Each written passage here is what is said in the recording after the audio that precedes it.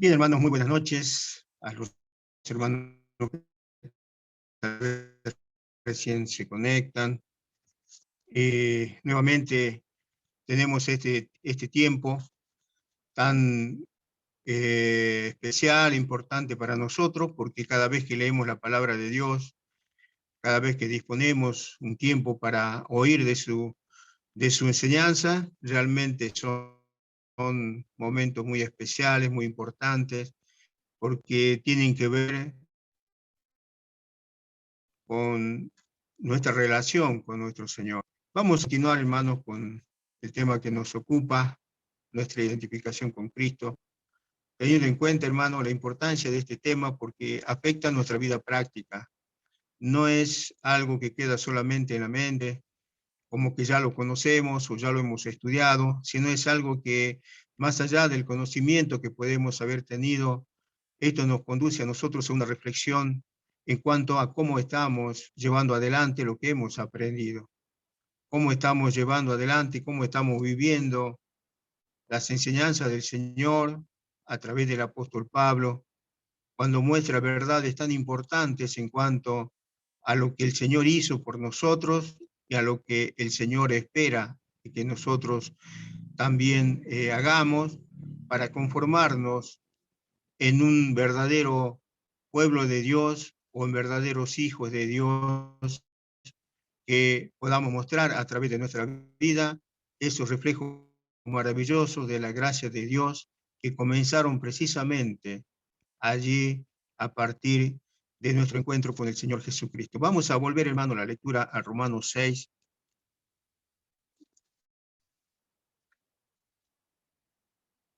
11. Así también vosotros consideraos muertos al pecado, pero vivos para Dios en Cristo Jesús, Señor nuestro. No reine pues el pecado en vuestro cuerpo mortal, de modo que lo obedezcáis en sus concupiscencias, ni tampoco presentéis vuestros miembros al pecado como instrumentos de iniquidad, sino presentaos vosotros mismos a Dios como vivos de entre los muertos y vuestros miembros a Dios como instrumentos de justicia. Habíamos mostrado, ¿no es cierto?, la importancia del hecho de haber sido unidos a Cristo. Y decíamos que esta importancia, o esto tenía una vital importancia, porque no fuimos nosotros los que nos acercamos a Dios, sino que Él nos buscó y hemos sido unidos a Él. Y tras esa unión, que es, como decíamos, indestructible, el Señor nos habla en su palabra pidiéndonos a cada uno de nosotros que debemos tomar en base a eso, a la obra de Cristo, actitudes que son importantes. Y una de las actitudes que estamos viendo es la actitud de de la fe, cuando dice el apóstol Pablo, consideraos muertos al pecado, pero vivos para Dios. Y estábamos viendo esa expresión, hermanos, consideraos muertos. Y habíamos hecho ya referencia a lo que es la ley, considerados muertos a la ley, considerados muertos al mundo y considerados muertos a la carne. Y ya y estábamos hablando con respecto a lo que es considerados muertos en relación a la carne. Entonces, cuando mencionamos este tema con respecto a muertos a la carne, recordamos que el hombre carnal, hermanos, y esto es importante, el hombre carnal no es un incrédulo. Al incrédulo se le llama en la Biblia el hombre natural. En cambio, al cristiano se le llama el hombre espiritual, porque no está en la carne, sino en el espíritu. Pero decíamos también que aún estando en el espíritu o viviendo en el espíritu, puede comportarse como carnal. Y esto es la parte, digamos, negativa, ¿no?, del cristiano, que habiendo nacido de nuevo, habiendo sido resucitados con Cristo, con digamos, con los elementos necesarios que el Señor nos da para vivir vidas espirituales, tengamos nosotros que vivir, ¿no es cierto?, como carnales, ¿no es cierto? Entonces decíamos que podemos comportarnos como carnales. Solo, hermanos, habíamos mencionado también ya el miércoles pasado algunas características del hombre carnal. Hoy lo vamos a repetir rápidamente. Características que se manifiestan en medio de en cada una de nuestras vidas, en la medida en que lo damos lugar, lógicamente, y también repercute dentro de la congregación. Y esto es a veces lo lamentable, que repercute negativamente dentro de la congregación. Y decíamos que el hombre carnal lucha por sí mismo y se gobierna por sí mismo. Luego habíamos mencionado diciendo que el hombre carnal hace muchos planes y cuando fracasa hace otro, pero no se vuelve al Señor con arrepentimiento, porque simplemente anhela y quiere cumplir sus propósitos sin importarle o sin tener en cuenta si ese propósito es el propósito de Dios. Y no vuelve al Señor con arrepentimiento, sino que hace otros planes. Decíamos también que este hombre depende de su propia fuerza e inteligencia, y está dispuesto a devolver con agresividad a la menor provocación. O sea que no hay un control en su persona, en sus emociones, en sus actos, sino que conforme a lo que recibe, actúa con agresividad a la menor provocación. También podemos decir que la carne decíamos que la carne puede ser refinada, o sea, puede ser muy culta y hasta tal vez muy religiosa.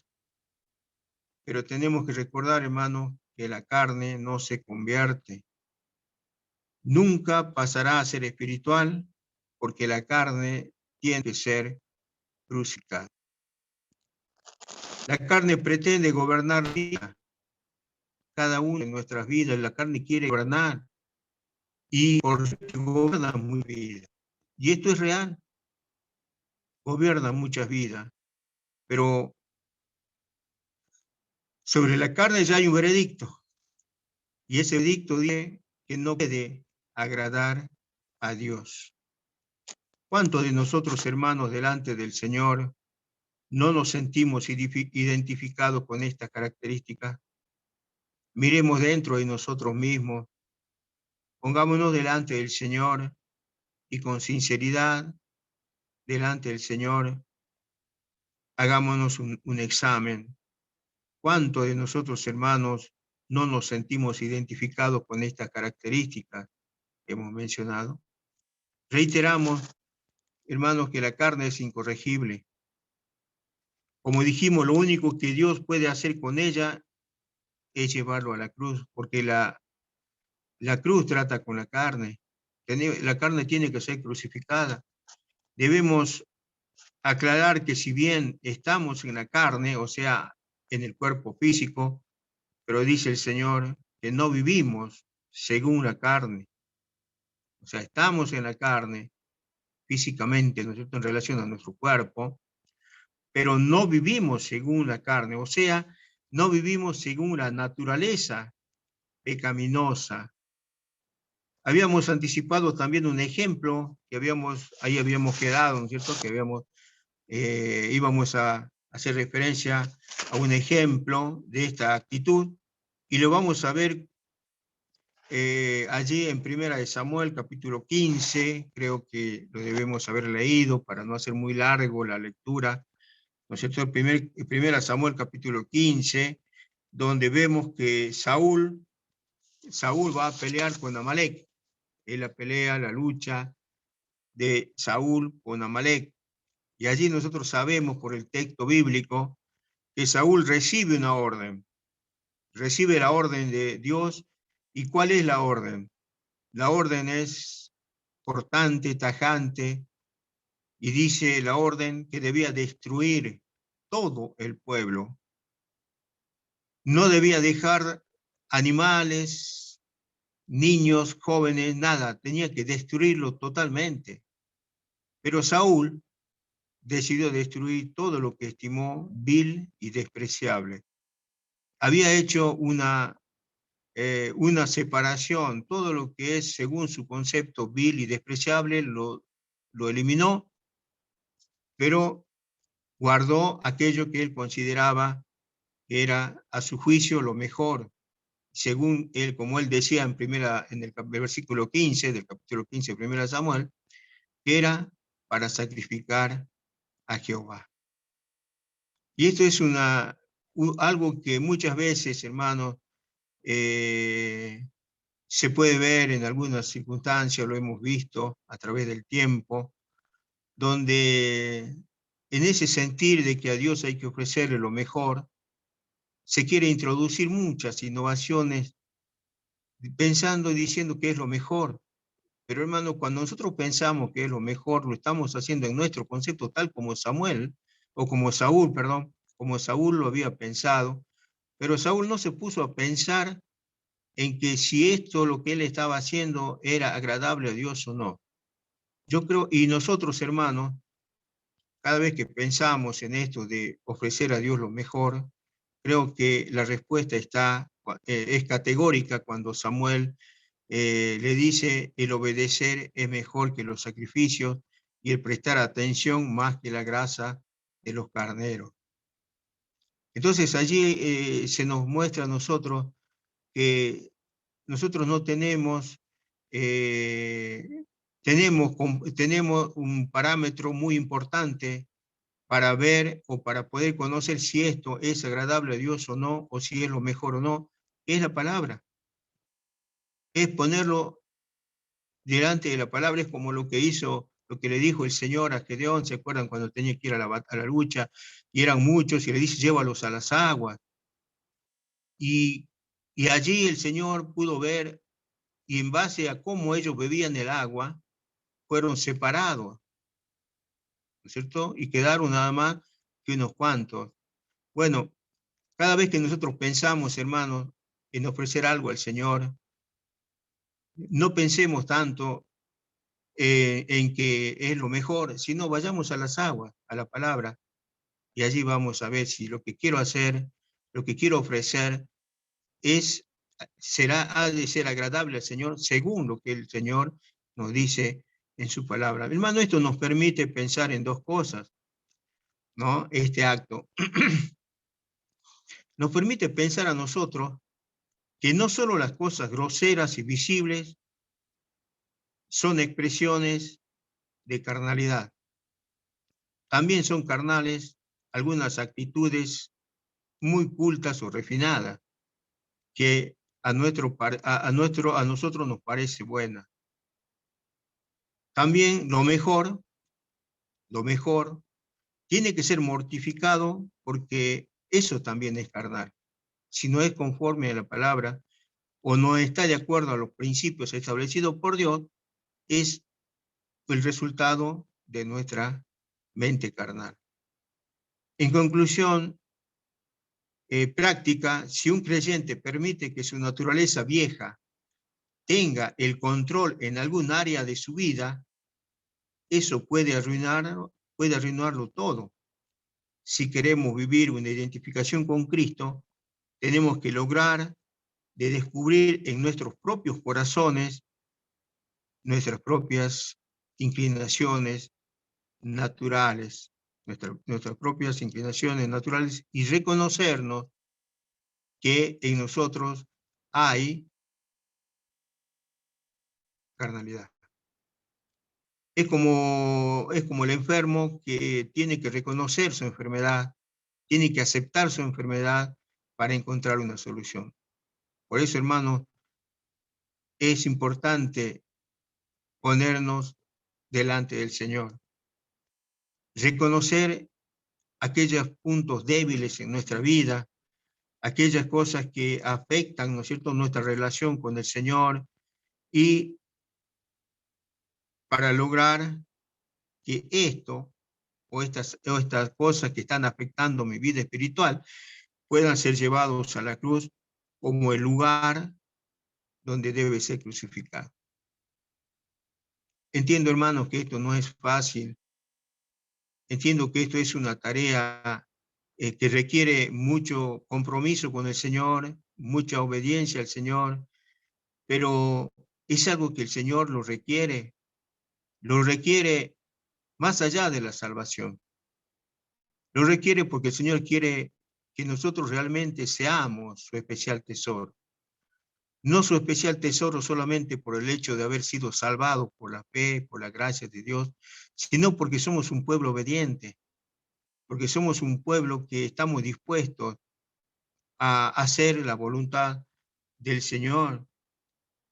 Y esto nos indica el reconocimiento, ¿no es cierto?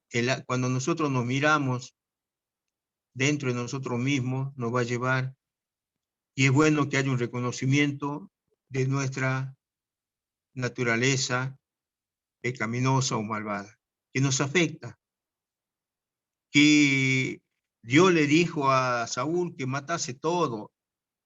Cuando el pueblo de Israel iba a tomar posesión de la tierra, le decía que tenía que echar a todos los enemigos. Cuando leemos el primer capítulo, el segundo capítulo de Jueces, vemos que la instrucción era que no tenía que dejar ninguna persona, ningún enemigo, pero Israel tomaba esa misma actitud. Dejaron, por alguna simpatía especial o por algún motivo, dejaron gente. Y luego esa gente, ¿qué hizo? Crecieron, se hicieron poderosos y llegaron a dominar al pueblo de Israel. Bueno, así actúa en nuestra vida espiritual también el enemigo a través de nuestra naturaleza. Cuando nosotros no quitamos todo lo que hay de malo en nosotros, todo lo que sabemos que nos afecta, que nos llega, que es un peso, y no lo sacamos porque consideramos que es algo tal vez pequeño o insignificante, pero sin embargo eso crece y se hace fuerte y llega hasta a dominarnos. Pero también, hermanos, podemos pensar que la carne es peligrosa porque induce al pecado. Nos induce al pecado, pero la carne nunca es tan peligrosa como cuando pretende servir al Señor. Decimos que la carne es peligrosa porque nos induce al pecado. Y es verdad, ¿no es cierto? Nos lleva a cometer pecados.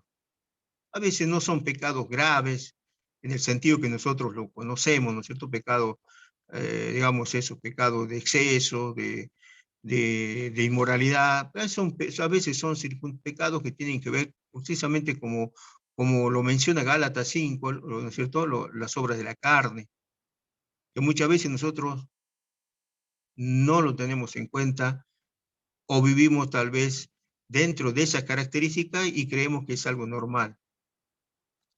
Entonces, no solamente nos induce al pecado, pero decíamos que la carne nunca es tan peligrosa como cuando pretende servir al Señor. Muchos dolores de cabeza, muchas tristezas, ha traído a través del tiempo cuando se quiso hacer la obra, motivados por la carne. Hermanos, sinceramente, creo que esto es algo que lo hemos vivido, lo hemos sentido en carne propia, ¿no? Como la carnalidad muchas veces se quiso imponer, pero gracias al Señor que Él es el dueño Él es el dueño de la iglesia y Él pudo acomodar las cosas, porque cuando la carne quiere servir al Señor, es peligrosísimo, es terrible, es un mal tan grande que puede destruir, y en muchos casos, hermanos, destruyó testimonio. Entonces, la revelación que hace la palabra de Dios en cuanto a la carne es tremenda, es tremendo, abarca la totalidad del ser, abarca toda su actividad y se introduce incluso en lo que tiene que ver con el servicio al Señor. Esta se opone siempre, la carne se opone siempre al Espíritu de Dios, no se detiene ni aún ante la obra de Dios, la carne actúa de una forma muy sutil y puede inspirar aparentemente una actividad elevada, porque como a Saúl le parecía que actuaba conforme a su propio criterio, podía servir o ser agradable a Dios, pero Dios dice que todo servicio ofrecido a Dios en la carne es rechazado por Dios. Tengamos en cuenta esto, hermanos. Son ejemplos de la palabra de Dios que realmente, si bien están escritos en el Antiguo Testamento, si bien forman parte de una historia, de un pueblo, pero sus enseñanzas, como dice el apóstol Pablo, que estas se escribieron para nuestra enseñanza. Hermanos, entonces vemos que la identificación con Cristo requiere que reconozcamos que si estamos gobernados por la carne, aunque tengamos dones, no será de provecho. Si estamos gobernados por la carne, podemos tener y haber recibido de parte del Señor muchos dones, pero que por el hecho de estar en esa condición, no han de ser de provecho a la edificación de los santos, o a la edificación de la iglesia. No hay duda, hermano, de que hay servicios o ministerios hechos en la carne.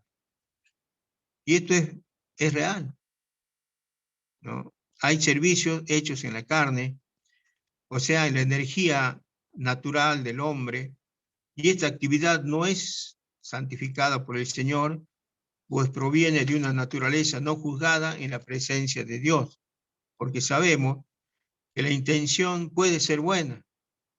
Dice que la intención puede ser buena, que lo que es, como dice Juan 3:6, pero lo que es nacido de la carne, carne es. Necesitamos saber, hermanos, cuando se plantea el conflicto entre las dos naturalezas, ambas naturalezas que subsisten en el creyente no coexisten pacíficamente. Nosotros tenemos, hermanos, y ya lo hemos mencionado, ¿no es cierto?, una naturaleza humana, natural, con la que nacemos, pero luego cuando creemos en Cristo se nos es implantada la naturaleza espiritual. Y estas dos naturalezas coexisten, pero nunca están de acuerdo, tampoco pueden estar de acuerdo, porque son dos cosas totalmente antagónicas, no coexisten pacíficamente. En Gálatas 5:17, ¿no? En Gálatas 5:17 dice, la carne lucha contra el espíritu. Entonces hay un antagonismo dentro de nosotros. Es una lucha constante y permanente, es la lucha, hermanos, que ha nacido a partir de la cruz y que va a continuar hasta que el Señor nos lleve a su presencia. Por eso el Señor nos llama a que siempre tenemos que estar, ¿no es cierto? Y ahí ya iríamos a otro aspecto que tiene que ver con Efesios 6, que tiene que ver con la armadura del cristiano para poder soportar todo este tipo de cosas. Y dice que estos se oponen, como dijimos, entre sí. Este conflicto se plantea desde que cedemos, ¿no es cierto?, de lo que cedemos a una de estas dos naturalezas. Si cedemos a una, la otra reacciona. El pecado, ¿no es cierto?, o sea, lo que produce nuestra naturaleza pecaminosa, produce una reacción en nuestra naturaleza espiritual. O tal vez cuando nosotros nos entregamos a una vida espiritual, se van a dar cuenta que la carne también reacciona. Porque la carne no quiere que nosotros nos entreguemos a una vida espiritual coherente. Entonces hay una reacción siempre de acuerdo a cómo nosotros nos inclinamos hacia uno o la otra. Y tenemos que estar dispuestos a sobrellevar, sobre todo cuando nuestra vida se va inclinando hacia una relación agradable con el Señor, tenemos que estar dispuestos y el Señor nos dará seguramente la fortaleza necesaria para sobrellevar los embates de nuestra propia naturaleza, por supuesto, agregando, ¿no es cierto?, lo que es el mundo y lo que es la acción también del enemigo. Entonces, sabemos que siempre va a haber una reacción en uno o de otra manera. Hermanos, el punto del conflicto, ¿en qué consiste? Consiste en reconocer que tenemos dos naturalezas, pero una de ellas ha de ser mortificada. Una puede ser siervo de la otra, y en eso es, es una responsabilidad nuestra, ¿no es cierto? Una de esas puede ser siervo de la otra. Para ser hijos victoriosos, necesitamos vivir los beneficios de la resurrección. Hermano, la resurrección de Cristo, nosotros sabemos que es un factor, fue un acto importantísimo porque selló, garantizó la obra de redención, pero no termina allí, porque como resultado de la resurrección de Cristo, si nosotros recibimos vida somos justificados, entonces a través de esa resurrección hay bendiciones muy grandes, hay consecuencias importantes, ¿no?, que debemos nosotros conocer y reconocer los beneficios de la resurrección. Sobre esto debemos decir que la esencia de la identificación con Cristo consiste en vivir por fe, pero esto no ha de ser posible a menos de ser introducidos en lo que es el concepto de la cruz. Entonces vemos, hermanos, y vamos a entrar ahora al aspecto que tiene que ver con nuestra fe, ¿no? Porque no podemos nosotros llevar adelante una vida victoriosa, una vida triunfante, si en nosotros no se ejercita una vida de fe, ¿no? Estamos hablando de la primera parte, que es una actitud de fe, ¿no es cierto? Entonces, que nos marca, la cruz de Cristo nos marca el principio. La cruz de Cristo es el punto inicial, es el primer peldaño, podemos decir así, de lo que es nuestra vida cristiana. Tenemos que ser introducidos en lo que es el concepto de la cruz, que nos marca el punto de partida en esa obra, enorme obra del Calvario. Si partimos de esta gran obra, como dice allí en Romanos 6:11, vemos que esta fe actúa en doble sentido. Todo creyente es llamado a aceptar las consecuencias de la cruz. Y esto es lo que Pablo enseña cuando dice, consideraos muertos al pecado. Por eso decimos que hay dos aspectos. Primero, consideraos muertos al pecado, y en segundo lugar, somos llamados a aceptar los beneficios de la resurrección cuando dice, y consideraos muertos al pecado, y dice en segundo lugar, pero vivos para Dios. O sea, son dos cosas, ¿no es cierto?, que ocurren al tiempo de nuestra conversión, ¿no? Consideraos muertos, pero dice, pero vivos para Dios. Es necesario, hermanos, que ahora consideremos, ¿no es cierto?, este aspecto. ¿Qué significa considerarse muertos al pecado, pero vivos para Dios? Para ello debemos distinguir que una cosa es conocer que el Señor Jesucristo ha muerto y ha resucitado, y otra cosa es considerarse muerto y resucitado con Cristo. ¿Se entiende esto, hermano? Debemos distinguir entre lo que es en lo que el Señor Jesucristo ha muerto y ha resucitado, y esto lo sabemos, lo hemos experimentado, ¿no es cierto? que el Señor Jesucristo ha muerto y ha resucitado. Y otra cosa es que nosotros nos consideremos muertos y resucitados con Cristo. Porque nosotros decimos, sí, hemos muerto, pero no nos consideramos muertos porque no vivimos como tales. Porque no vivimos las consecuencias de la resurrección. Y hemos visto anteriormente en qué sentido tiene la expresión muertos al pecado. La idea de muerto, decíamos, no es la de extinción. La idea de muerte no es la idea de extinción, sino de separación. Significa que Dios nos ha apartado, nos ha sacado, por lo cual nosotros dice hemos sido santificados.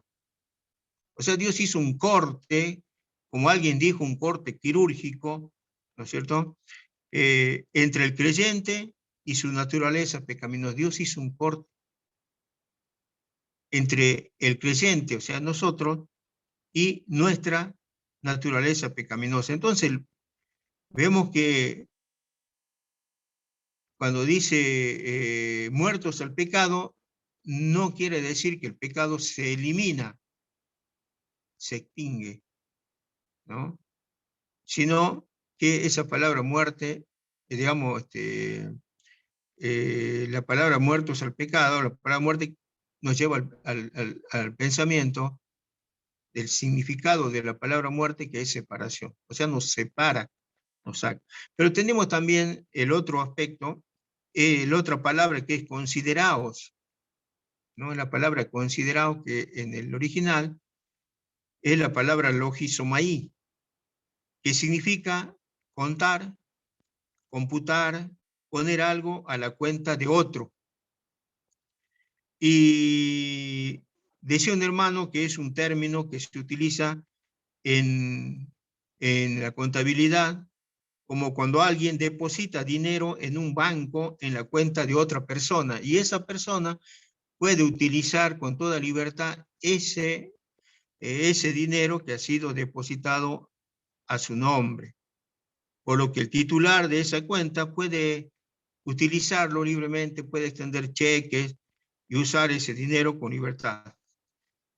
Pues porque parte de la base de que puede usar ese dinero para lo que ha sido habilitado. Este ejemplo del ámbito mercantil, ¿no es cierto?, nos permite entender el sentido de la exhortación del apóstol en Romanos 6:11. Esto implica reconocer ciertos hechos y actuar en consecuencia. La enseñanza es que el creyente actúe en base a esa obra de gracia. O sea, es como que el Señor hizo un depósito a nuestra cuenta, ¿no? Hizo un depósito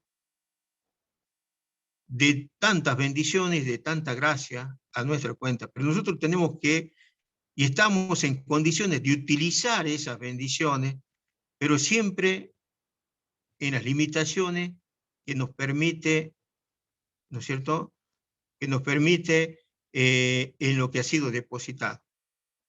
O sea, ha sido depositado 20,000 pesos, no podemos gastar 30,000. Cuando el Señor nos pone a nosotros dentro de lo que es su gracia, ha hecho un depósito de su gracia, de su amor y su misericordia, ha hecho un depósito de todos los conceptos de la vida cristiana, y nosotros tenemos que entrar dentro de ella, y tenemos que sujetarnos a ella, porque ya el Señor hizo ese depósito.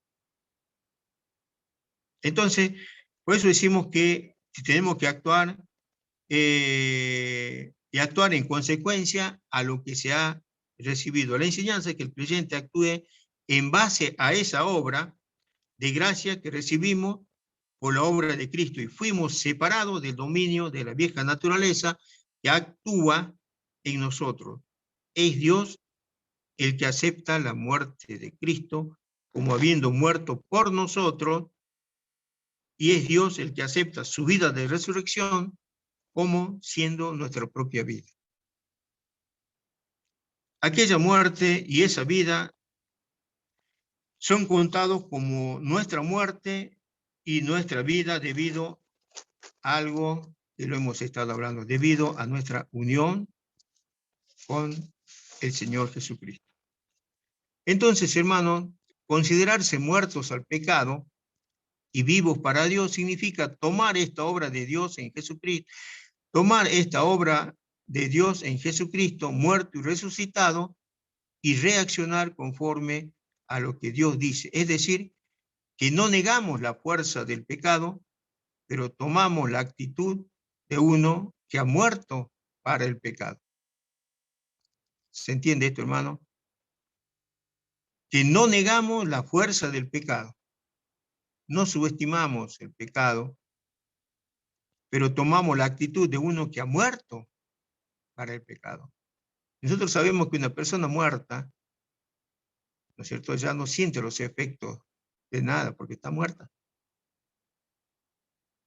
Y ahora decíamos nosotros que en ese aspecto, decíamos, ¿no es cierto?, que hablamos la vez pasada, que cuando dice muertos al pecado no quiere decir, como decimos, extinción, sino que a través de la obra de Cristo se le quita poder al pecado en nosotros, de manera que nosotros estamos en condiciones de vencer al pecado.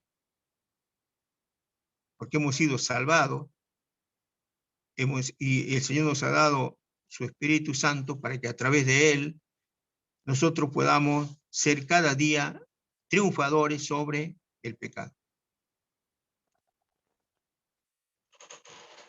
Entonces decíamos que no subestimamos el poder de la fuerza del pecado, pero tomamos la actitud de uno que ha muerto para el pecado, y a la vez también significa aprender a enfocar nuestra vida sobre esta tierra como uno que ha regresado de la muerte o uno que ha resucitado.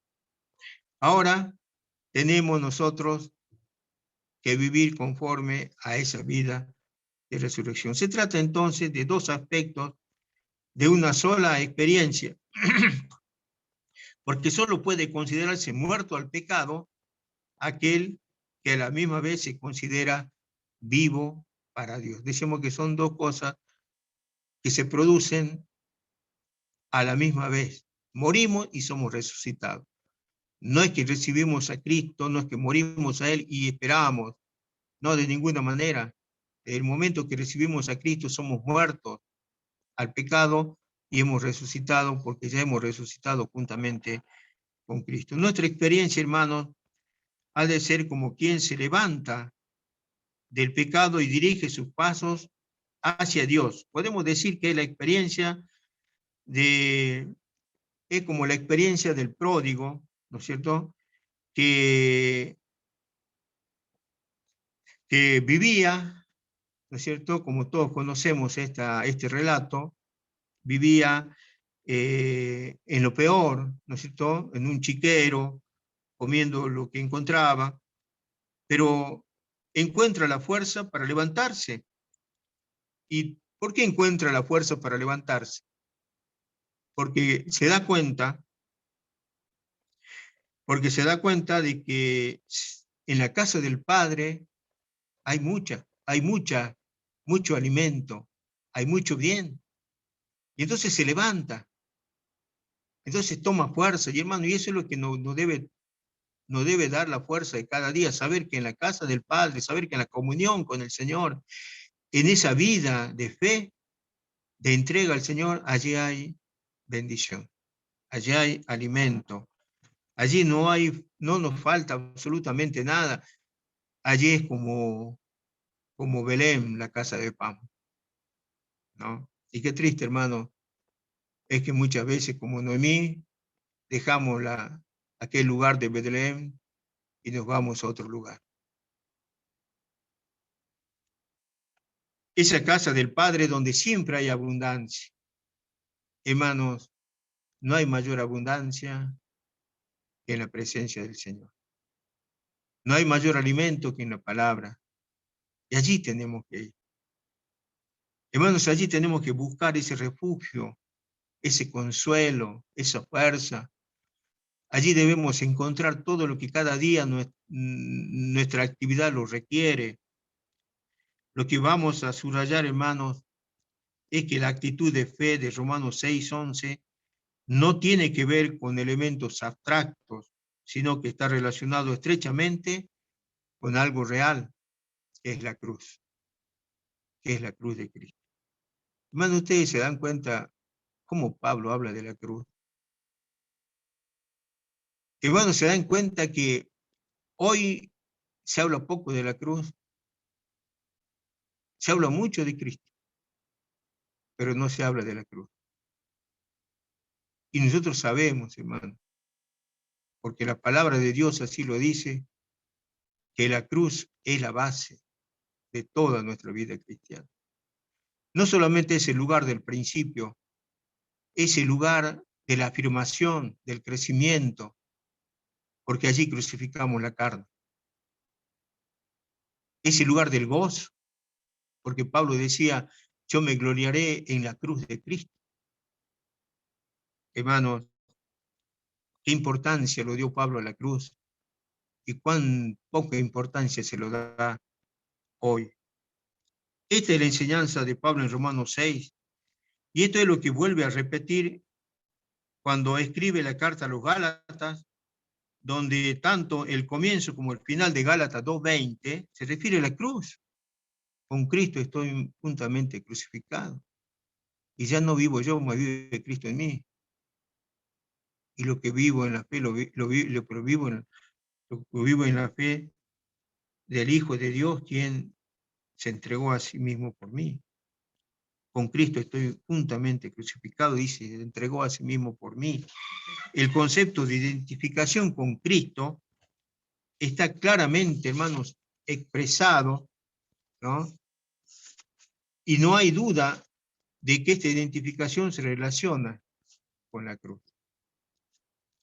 Vemos también que la importancia de la fe en la vida no debe ser menos, digamos, no debe ser menospreciada, no debe ser tenida en poco, pero existen conceptos muy equivocados con respecto a ello. Bueno es ver las características de la fe para conocer cómo podemos entrar para vivir esa vida de fe. Y una pregunta que surge, hermanos, es ¿qué es vivir por fe? Una vez alguien le preguntó a una persona, le dijo, vivir por fe es vivir sin hacer nada. O sea, es vivir sin trabajar, vivir sin... Total, es por fe. Y cuán equivocado, ¿no es cierto? La vida de fe comienza el día de nuestra conversión, cuando nos recibimos a Cristo, porque la fe que salva no consiste en un mero asentimiento al credo de una iglesia, sino que constituye una relación vital que une eternamente al pecador salvado con su Salvador y Señor.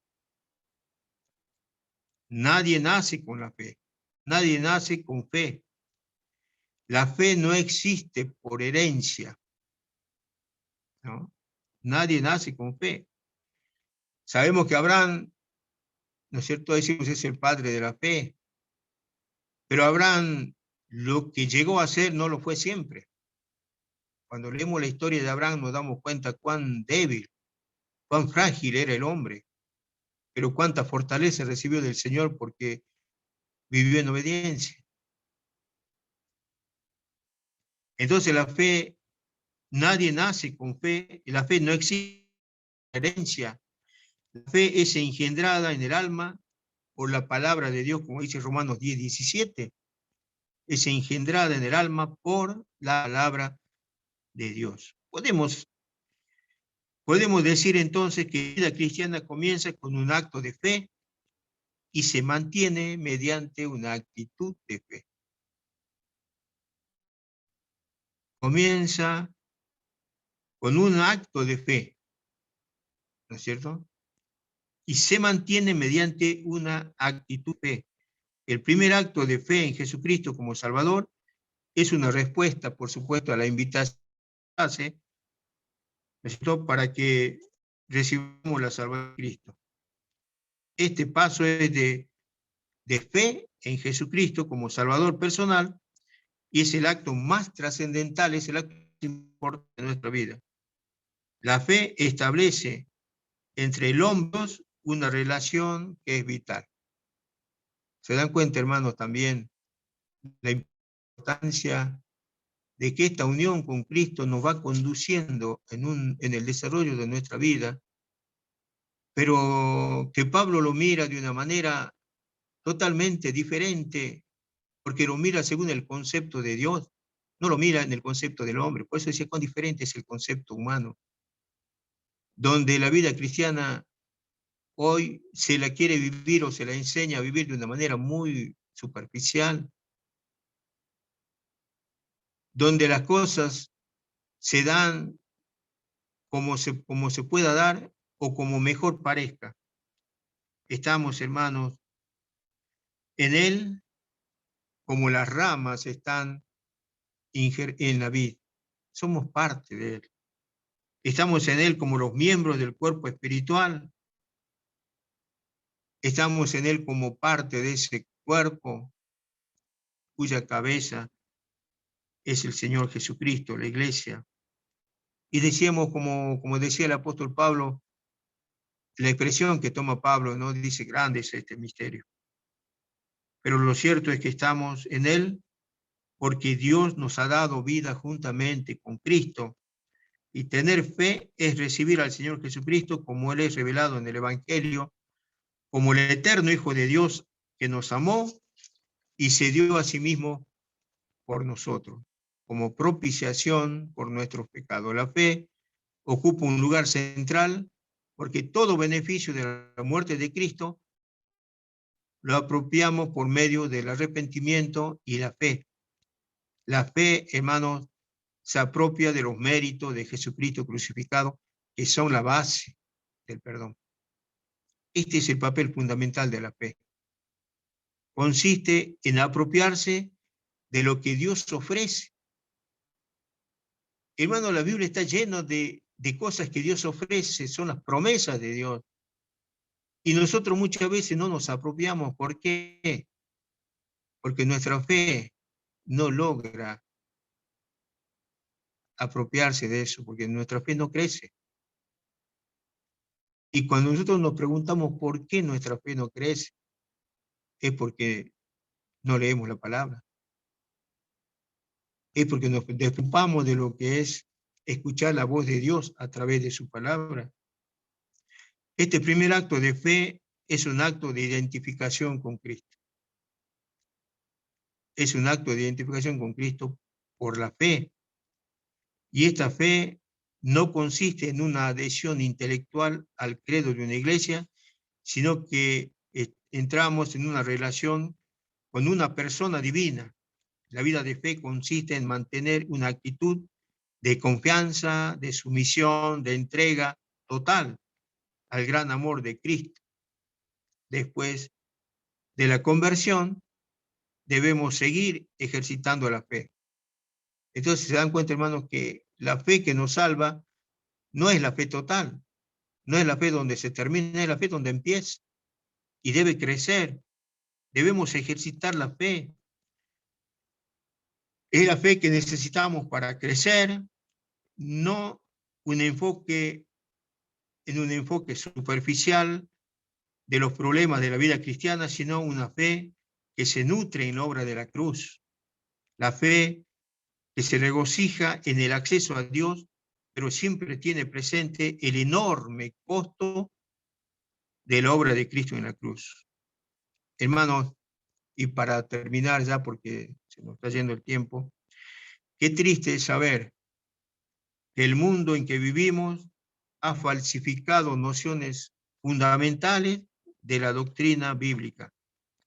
Es típico del enemigo falsificar. Sabemos que el enemigo es el falsificador, es el imitador. Falsifica la obra de Dios, forma parte de esta obra satánica y hace pensar a muchos que las doctrinas tienen que ser alejadas, tienen que ser dejadas exclusivamente a los teólogos y que a la gente hay que darle la verdad resumida en términos prácticos. Miren ustedes, y de allí nacen, ¿no es cierto?, algunos conceptos como los catecismos, las historias sagradas, y otros elementos que en el fondo son o intentan ser sustitutos de la palabra de Dios, pero son malos sustitutos y solo consiguen un resultado. ¿Y cuál es el resultado? Alejar al hombre de la palabra de Dios, alejarlo del único gran mensaje en que la fe encuentra un sólido fundamento. Bien, hermanos, este tema de la fe nos va a seguir ocupando todavía, porque hay conceptos muy importantes para tener en cuenta. Si el Señor lo permite, iremos viéndolo de a poco. Espero que sea de bendición para ustedes, como lo es también para mí, y que el Señor nos permita seguir avanzando y a la vez también poder apropiarnos algo más de las riquezas que tenemos en la palabra del Señor. Que el Señor, hermanos, bendiga su palabra.